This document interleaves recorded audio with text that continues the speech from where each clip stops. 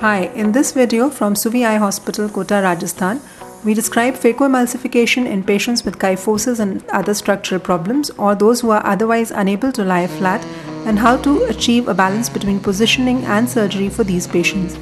This was a 56 years old gentleman who had cataract for the last 1 year and had significant visual problems, but he also had severe kyphosis, which made him unable to lie completely flat on an operating theatre table or to even sit up or walk up straight.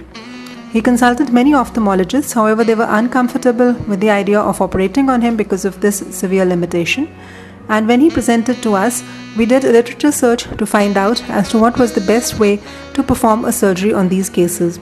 There were a few reports where patients with postural disorders had been made to sit up on operating theatre tables and the microscopes had been tilted with patients made comfortable, and the surgeon performed the surgery either straddling by the patient's side, or in one case, in one article, it was even described that the surgeon had performed the surgery sitting face to face with the patient through an inferior or inferiotemporal incision. However, we could not find any of these methods to be practically useful for this particular patient, so it was decided that the surgeon would operate the case while standing. This, of course, was quite challenging. This is the patient who was propped up on the operating theatre table with lots of pillows so that he was virtually sitting up straight. The surgeon was standing and performed the surgery through the temporal side. The other steps were as for any other routine phacoemulsification. A capsulorhexis was done. This was a relatively soft nucleus, and so phacoemulsification was not a problem. However, we must remember that all these cases must be done by experienced surgeons, and the surgery should be performed quickly and efficiently, as many of these patients can become restless at any stage and do not remain cooperative for the surgery. As you can see here, the phacoemulsification is progressing smoothly. The surgery is just like for any other phacoemulsification. However, we must remember that the bottle height needs to be adjusted according to the changed position of the patient head in these cases. This is the irrigation aspiration being performed, and as you can see, the surgery has been performed pretty well and there is no problem. Once the eye was clean, an AMO Sensar IOL was implanted into the capsular bag.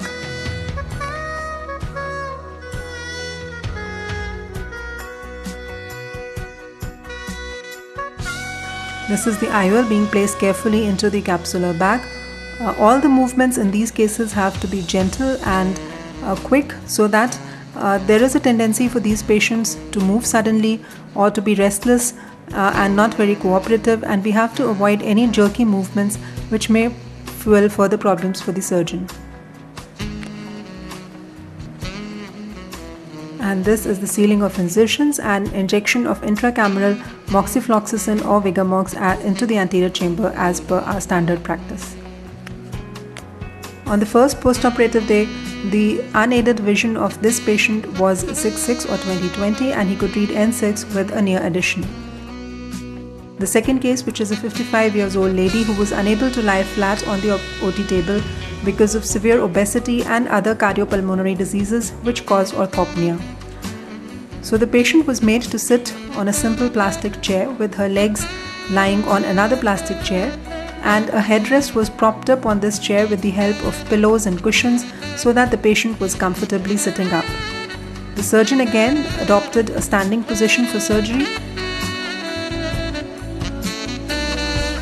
The microscope was in the normal position and the surgery was performed as for any routine case.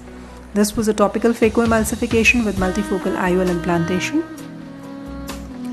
And most of these patients also have associated cardiopulmonary problems, so general anesthesia is generally not possible, and it is safest and easiest to do these cases under topical anesthesia only. Again, the phacoemulsification went well with direct chopping techniques, and then an irrigation aspiration was performed to clear the capsular bag, and an AMO Technis multifocal IOL was implanted into the capsular bag.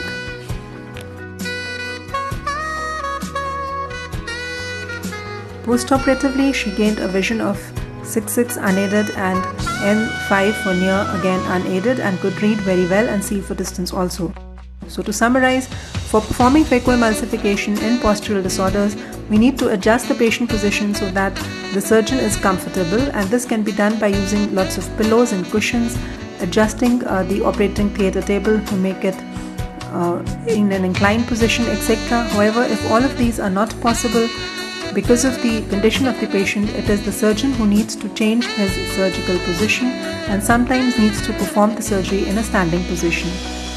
In these cases, it is well to remember that we should always do a mock drill before performing the actual surgery to ensure that the patient and the surgeon are both comfortable. The surgery should be done as quickly and efficiently as possible and must be performed only by very experienced surgeons, because these patients tend to become restless at any point of time. The bottle height needs to be adjusted according to the changed position of the patient head during the surgery. Since it is not possible to control both the phaco and the microscope foot pedals simultaneously during the surgery, we must adjust and tilt the microscope as required before the surgery and adjust it well so that minimal movements are needed during the surgery. And these cases should not be delayed too much to the point where they become ultra dense and it becomes difficult to operate on them under these changed positioning conditions.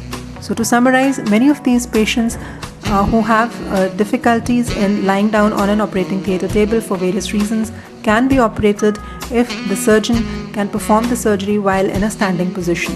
Thank you.